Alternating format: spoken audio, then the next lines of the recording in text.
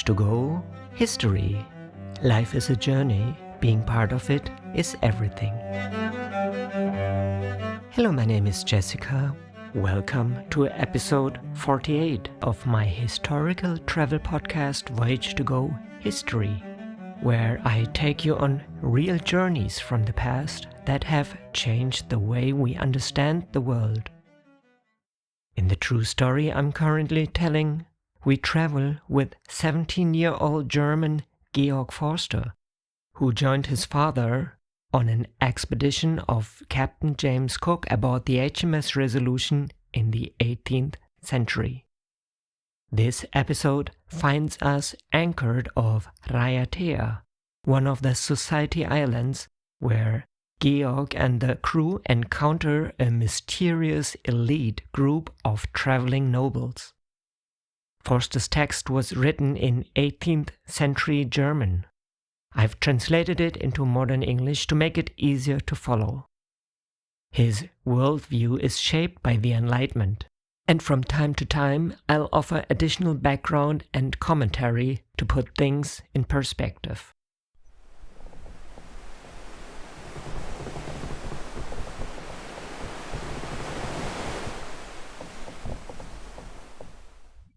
What happened in the last episode?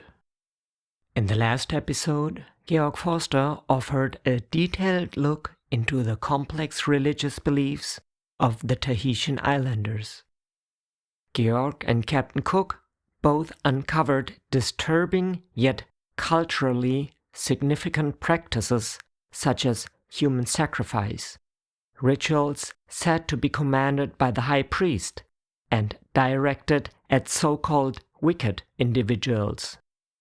For Georg, these mysteries only reinforced his belief in Christianity's clarity and openness. The episode ended with the emotional departure from Raiatea.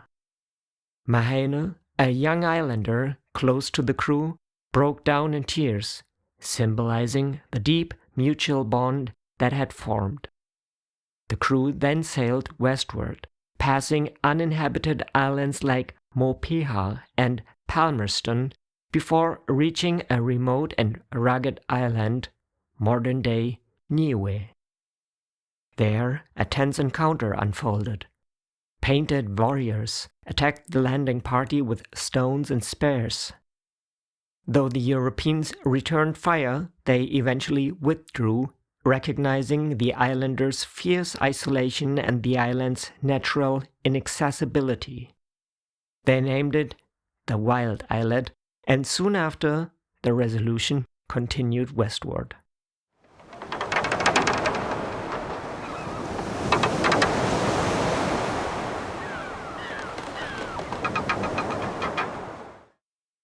Wednesday, June 22nd, of the wild island of Niue, east of Tonga, South Seas. They continued sailing westward. A large whale shot a spout of water into the air with a loud blast quite close to the ship. Birds and fish accompanied them as usual every day. At that time, they believed they were near Nomuka, also known as the island of Rotterdam, so the captain ordered the sails to be taken in during the night of the 23rd to the 24th. The decision came just in time, for at 2 a.m. they already heard the sound of waves breaking against a shore. At daybreak, land lay directly ahead. They set course for it. It consisted of several low-lying islands surrounded by a large reef. Another reef lay to the north, and they sailed between the two. At 11 o'clock, with still over a nautical mile, just under 2 kilometers, separating them from the shore, a canoe approached from land. Though only 2 men sat inside, they paddled confidently toward the ship. But once they realized the vessel was much faster than their boat, they turned back toward the coast. The contrast in behavior between these islanders and the unfriendly people they had met shortly before was striking. It was now clear to them that this island group had rightly earned the name friendly islands. In the afternoon, the wind died down, and during the night, there was a complete calm. In the meantime, the ocean current pushed the ship dangerously close to a reef, and they narrowly escaped being wrecked. But toward morning, a light breeze came up and carried them back into safer waters. The following day, they sailed between reefs and low-lying islands. In this area, the sea was completely calm and smooth. The islets rose slightly higher than the usual coral islands. They were covered in groves and entire forests, which gave them a very pleasing appearance. These islands seemed to lack nothing. They also appeared well inhabited, for they spotted many houses among the trees along the beach. At the eastern end of one of these islands stood a white vertical cliff with horizontal layers. From a distance, it looked like the tower of a ruined castle, and was especially picturesque, as it was topped with low shrubs and tall palm trees. Around midday, the wind eased again. The islanders took advantage of the calm. They launched their canoes from various islets and paddled toward the ship. Though it was still about 2 kilometers away, some reached it in less than an hour. When they were within musket range, they began calling out to the strangers at intervals and continued their approach with loud voices. In the first boat were 3 individuals who looked exactly like the people of Tonga, 2 islands the crew had visited back in October 1773. As soon as they reached the ship, the sailors lowered down some glass beads and nails on a line. In return, the islanders immediately sent up several bunches of bananas and some exceptionally tasty pomelos, also known as shaddocks, or Citrus decumanus. As a sign of friendship, they also included a stalk bearing the red fruits of the pandanus palm, which is considered a symbol of peace here. With these initial courtesies exchanged, they went on to sell their entire supply of pomelos and other fruit. Afterwards, they came aboard themselves. In the meantime, the other canoes arrived and handed over their goods with such great trust. It was as if they had long been acquainted. They told the travelers the names of all the surrounding islands. The one with the tall cliff was called Terre Fechea. The other, whose appearance they had found particularly picturesque, was named Tonumea, both located to the east of their position. Mango Nue and Mango Iti, that is, Great Mango and Little Mango, lay to the west. To the southwest were Nomuka Nue and Nomuka Iti, or Great and Little Nomuka.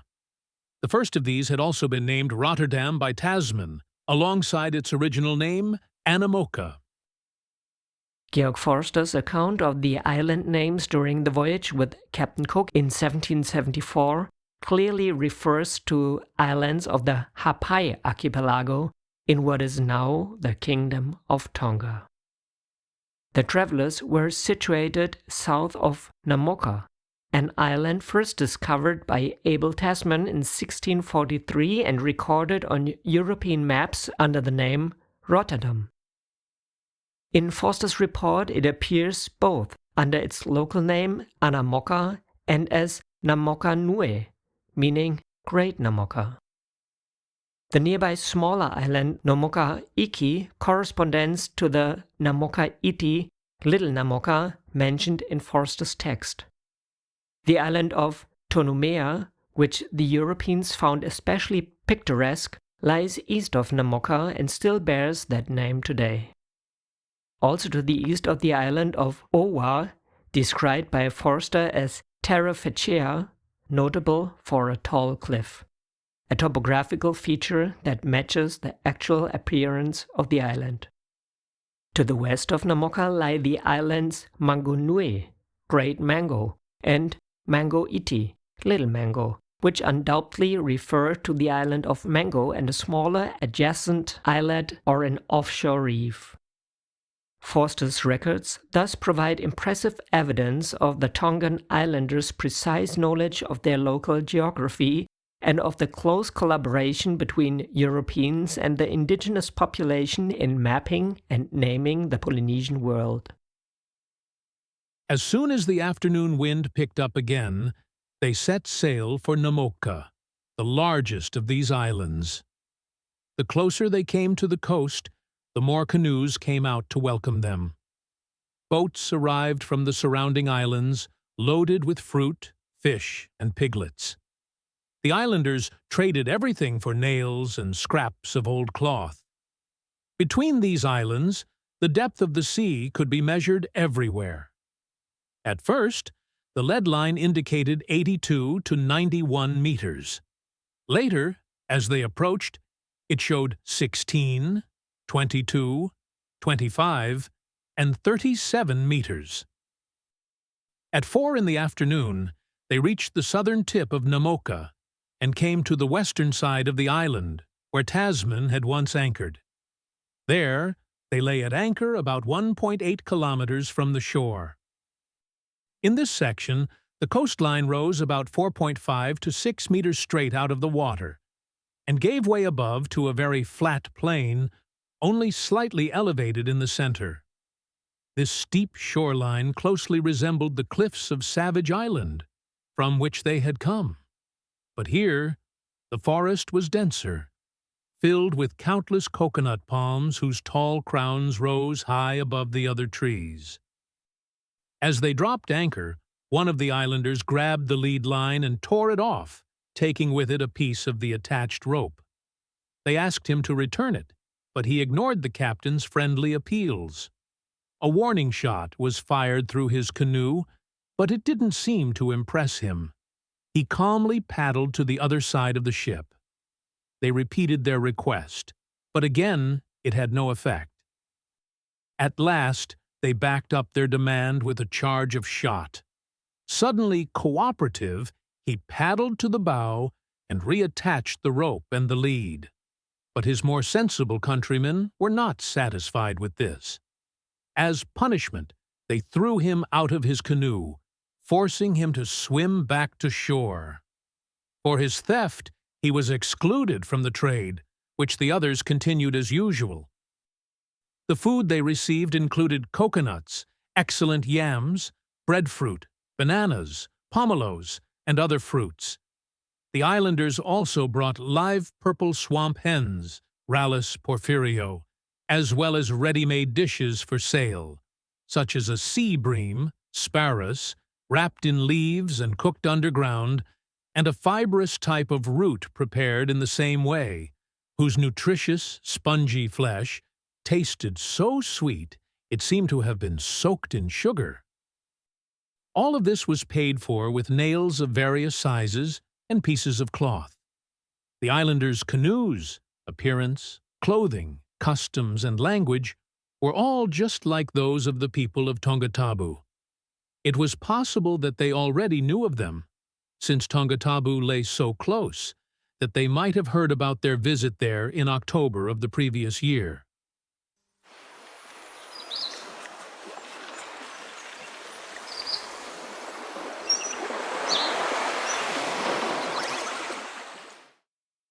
The next morning, Captain Cook went ashore at dawn, at the very sandy bay Tasman had described so precisely. It was surrounded by a reef, with a narrow passage for boats at its southern end. Because of the shallow water, one always had to wait for the tide to come in to get through. The captain immediately inquired whether fresh water could be found in the area. He was led a short distance from the beach to the very pond from which Tasman had once taken water. On the way, he bought a young pig, and had the chance to experience the hospitality of the islanders in a rather unusual way. One of the prettiest girls made him gallant offers as a greeting, but he politely declined and hurried back to the ship once he had found a suitable spot to fill the water barrels. Meanwhile, many boats full of women had gathered around the ship, showing great interest in closer contact with the sailors. But the captain had given strict orders that no one suffering from venereal disease or recently recovered was allowed to go ashore. It was also strictly forbidden to bring any women on board. So all these women, after rowing back and forth in vain for a long time, had to leave empty-handed. Shortly after breakfast, the captain, Dr. Sparman, Georg's father, and Georg himself went ashore. The locals brought large quantities of pomelos and yams to market. Bananas and coconuts were less common, and breadfruit was found only here and there, despite the many trees present. The men went about almost completely naked, usually wearing only a narrow strip of cloth around the waist. Only a few wore a type of skirt, as all the women did. A dyed, stiff cloth made from tree bark, wrapped several times around the hips and reaching down to the feet. As soon as the islanders realized that they had no shortage of food, crowds of sellers pressed in. They shouted over one another so loudly while offering their goods that the visitors moved away from the chaos of the marketplace and tried to head further inland, which, with its fertile appearance, aroused high expectations. The soil naturally produced many wild herbs, and the numerous cultivated tree plantations made the island look like one vast garden. Unlike Tongatabu, the plantations here were not fenced on all sides, but only along the roadside, which made the view much more open.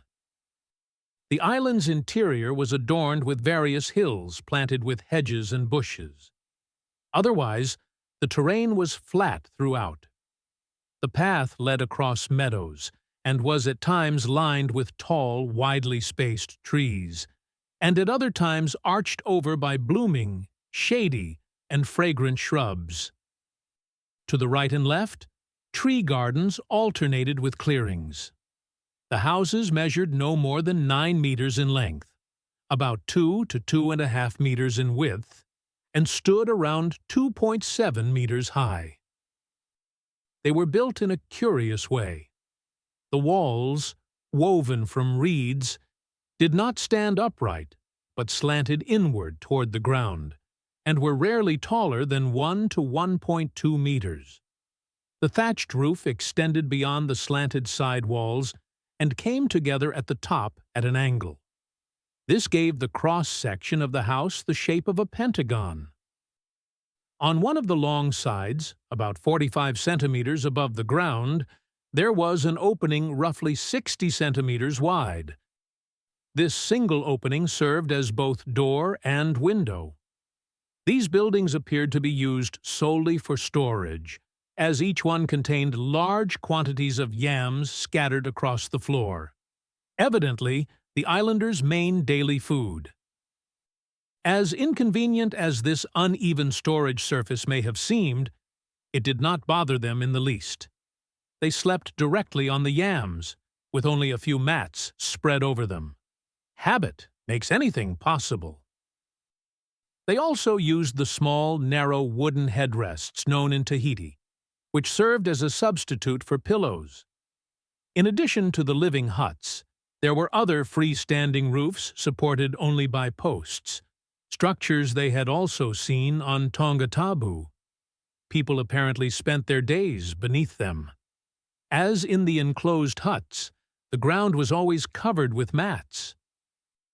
Along their path, they passed many of these dwellings but rarely encountered anyone, as most had gone to the marketplace. The few people they did meet were invariably polite.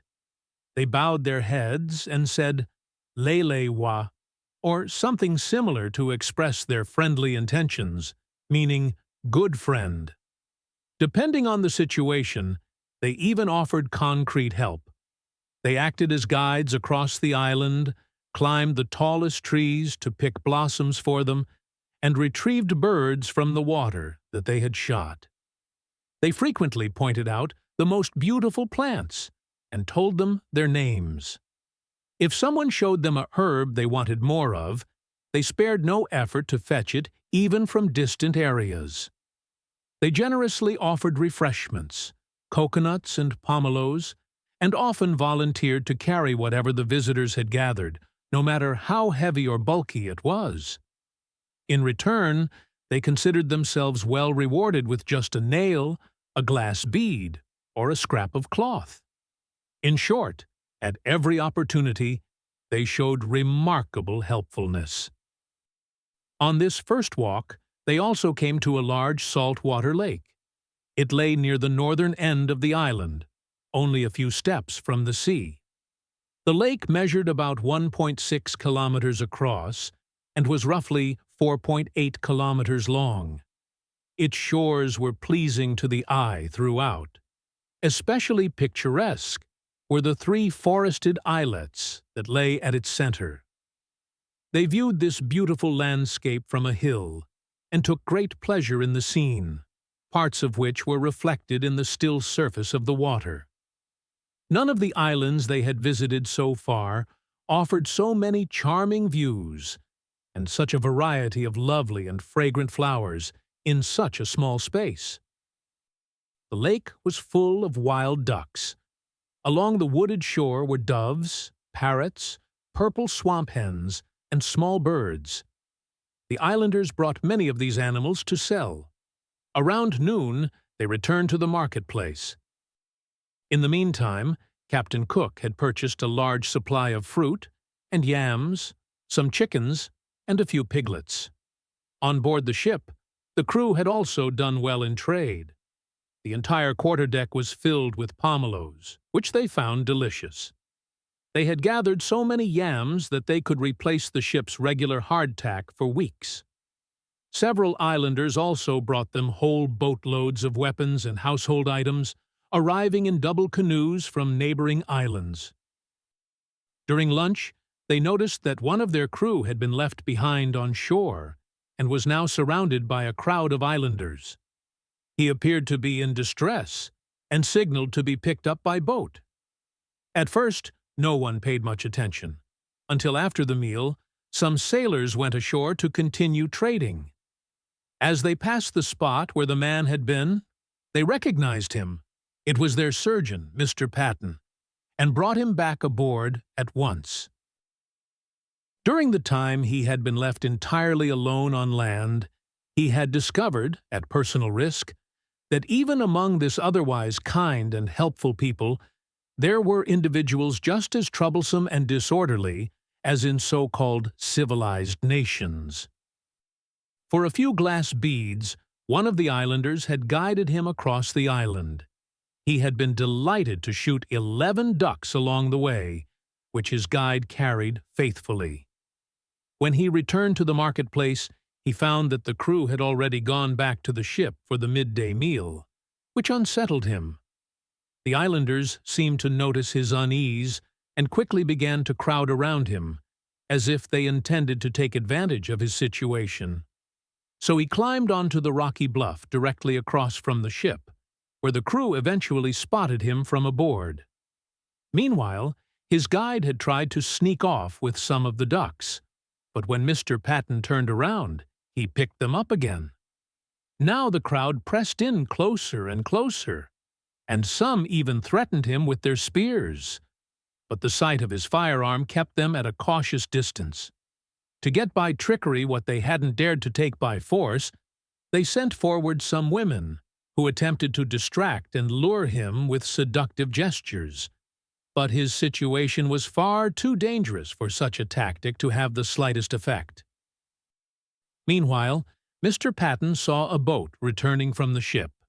He called out to its owner and offered his last nail if he would take him back on board. He was just about to climb in when someone snatched the musket from his hands, took all but 3 of the ducks, and sent the boat away again. One can easily imagine how shocked and anxious this experience made him. Now he had no choice but to return to the rocky bluff and hope that someone on the ship would notice him and come to his aid. But since the islanders now saw that he was completely defenseless, they no longer held back. They immediately began tugging at his clothing. Before he knew it, his neckerchief and handkerchief had disappeared. That he might still have endured, But now they were going after his coat as well, and some of the attackers again threatened him with their weapons. He expected death at any moment and, in his fear, frantically searched all his pockets to see if there might be a knife or anything he could use to defend himself. All he found was a miserable little toothpick case.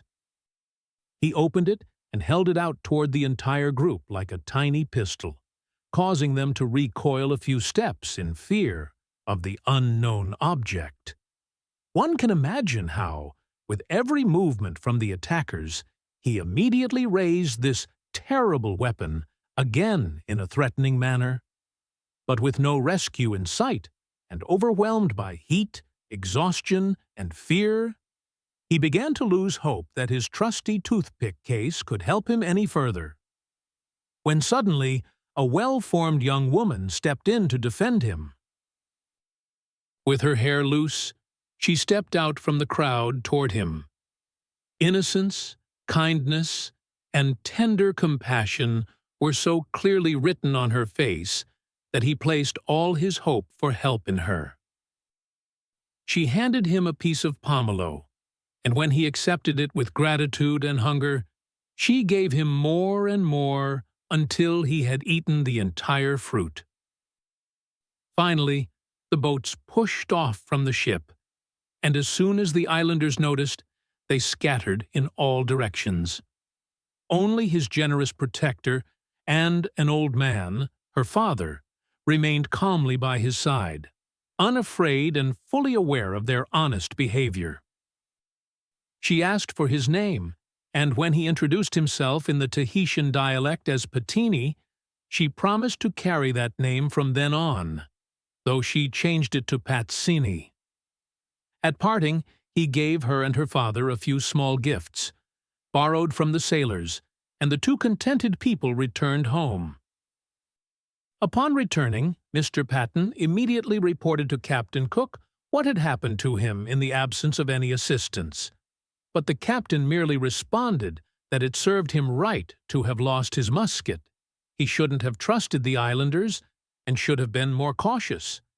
And yet his only carelessness had been returning late from a hunting trip, something that had happened to several of them before, without a word of reproach. In the afternoon, they took various walks along the shore. Georg's father, accompanied only by a sailor, roamed across the countryside without being disturbed in the least by the islanders. That evening, he returned with a large number of new plants.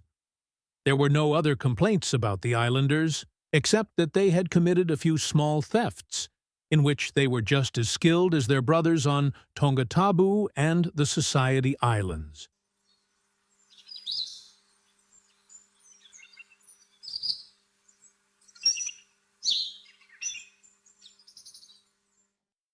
Early the next morning, they spotted some islands to the northwest that had previously been hidden by the mist.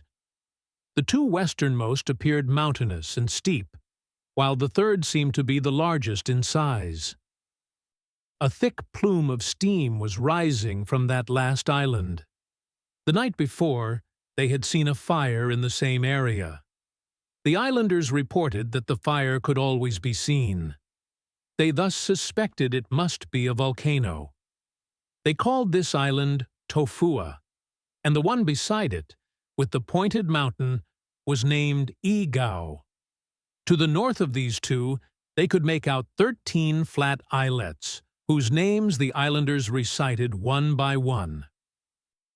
After breakfast, they hurried ashore again to continue their research, but didn't stay long on the beach, where many people of both sexes had once again gathered. The first plant that caught their eye was a beautiful type of lily, and soon they discovered several more valuable flowers. The path they took led them to the place where the water barrels were being filled. It was a still pond, about 100 to 150 paces long and 50 paces wide. The water tasted rather salty, suggesting the pond might be connected underground to the nearby salt lake. Lieutenant Clerk, who was overseeing the water team, told them as they passed that an islander had deftly snatched his musket and made off with it.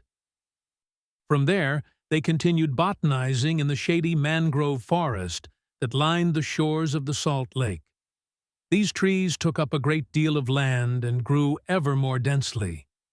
They did not drop their seeds like other trees. Instead, their fertilized branches bent toward the ground, took root there, and became new trunks, which again sprouted fresh branches.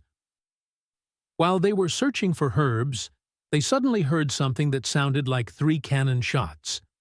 Since the sound was heavily muffled by the trees, they first assumed it might have been overloaded muskets, something not uncommon among the younger, less experienced shooters.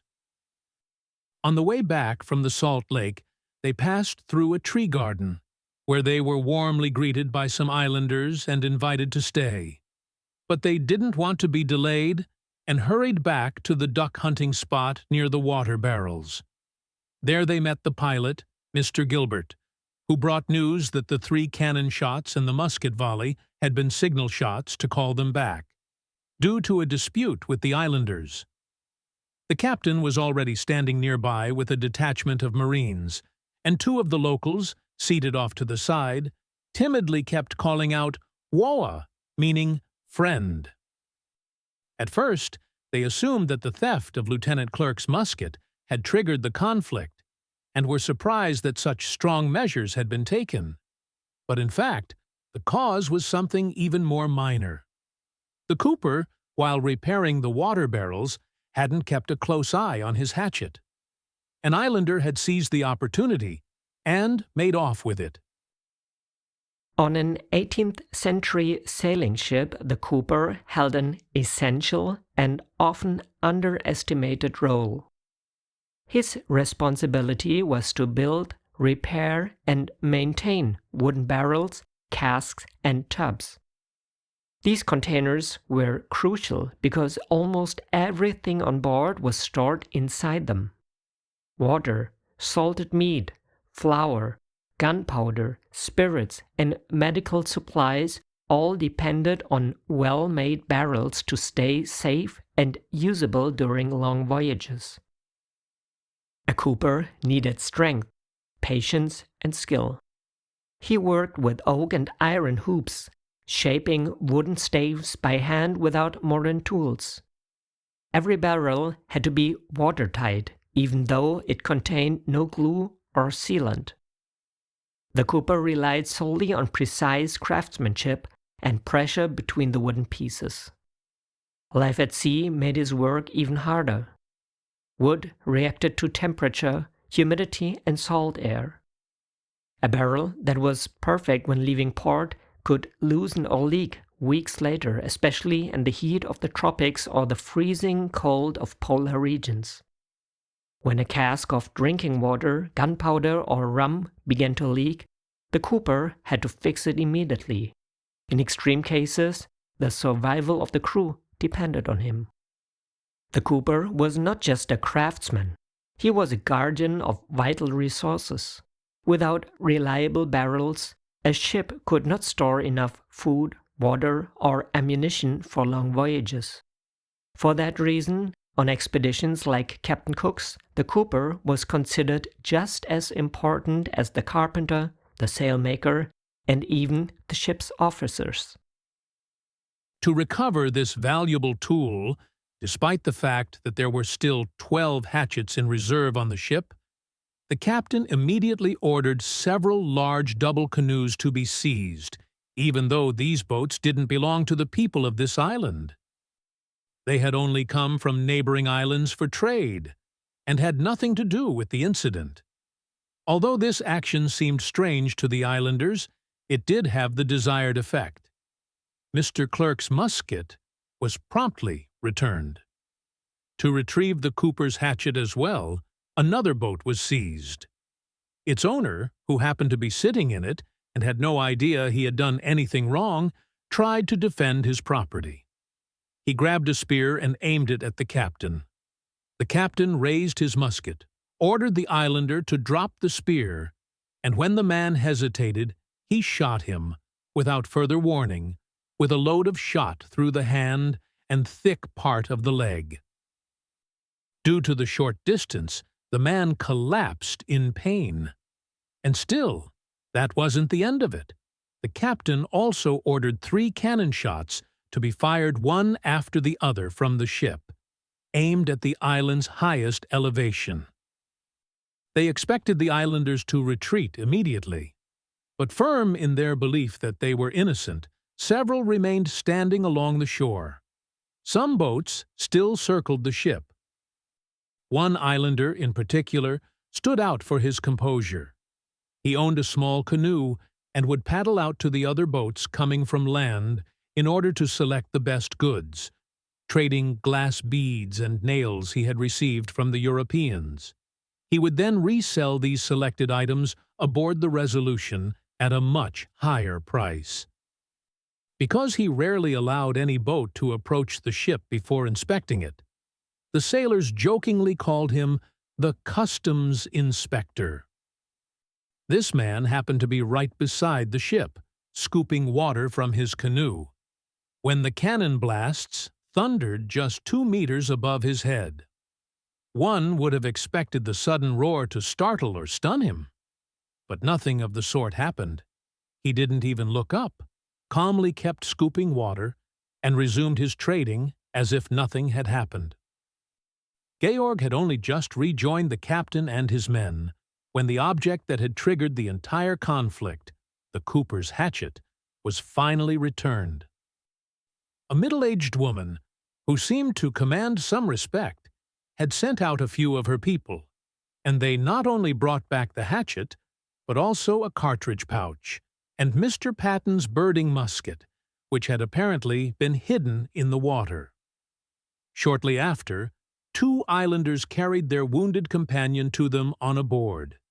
He appeared barely conscious. Mr. Patton was summoned at once, and while they waited, the injured man was gently placed on the ground. Gradually, the islanders returned, and especially the women tried to restore peace. Their shy, cautious glances seemed to express reproach, as if to say they had been treated too harshly. Around 50 of them sat down on a lush green meadow and beckoned the Europeans to join them. Each of the women had brought a pair of Pomelos, which they offered in a gentle and affectionate manner, distributing them piece by piece among the group. Mr. Patton's friend stood out among them for her youthful beauty. Her skin was lighter than that of the common folk, and she had a well-shaped figure with balanced proportions and a particularly regular, pleasant face. Her lively black eyes sparkled with energy, and her graceful neck was framed by black, curly hair. Her clothing consisted of a piece of brown cloth that fit snugly below the bust, but flared out from the hips. This simple garment suited her better than the finest European dress. When Mr. Patton arrived with the necessary instruments, he dressed the islanders' wounds.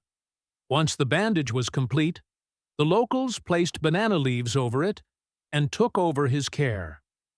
A bottle of brandy was given to the man with instructions to use it regularly to wash the wounds. He must have been in great pain, as the shot had been fired at close range, and the affected areas were severely shattered. However, his life was not in danger since the injuries were limited to muscle tissue. To resolve the matter completely, they distributed a large number of glass beads among the people and returned to the ship with renewed declarations of friendship. The people on this island were as peaceful and business-minded as those on Tonga. The entire population seemed born to trade. Everyone was eager to exchange something of their goods or specialties. They showed particular interest in young dogs, several of which the Resolution had taken aboard in the Society Islands to introduce them to islands where such animals were unknown. 2 pairs were given to the islanders, who promised to care for them well. Among the physical abilities of these islanders, their skill in navigating boats and their excellent swimming stood out most. The usual craft used to deliver goods to the ship were small but cleanly built and smoothly planed. In contrast, the vessels from neighboring islands were much larger. 2 of them were joined together with multiple crossbeams, forming a double canoe that could hold as many as 50 men. A shelter was typically built in the center, providing shade and dry storage for goods, weapons, and other necessities. The floor of this shelter, made from planks laid across both boats, had openings through which people could descend into the interior of the canoes. The masts were made from sturdy tree trunks and could be lowered when needed. The sails were large and triangular, though not well suited for tacking. Their ropework, on the other hand, was excellent. In place of anchors, they tied several large stones to the end of a thick rope, whose weight held the boat in place. Since the captain intended to set sail the very next day, they went ashore again immediately after lunch to make the most of the remaining time. With that in mind, they wandered through fields and thickets, collecting many valuable plants. They also purchased a supply of clubs, spears, and various household items, small stools, large wooden bowls and dishes, and several earthen pots that showed signs of long use. Why the people owned such a number of weapons was not immediately clear, considering their good-natured and peaceful character. They might, like the people of Tahiti, have occasional disputes with their neighbors, but the war clubs were so richly adorned with carvings and decorations that they clearly weren't used very often.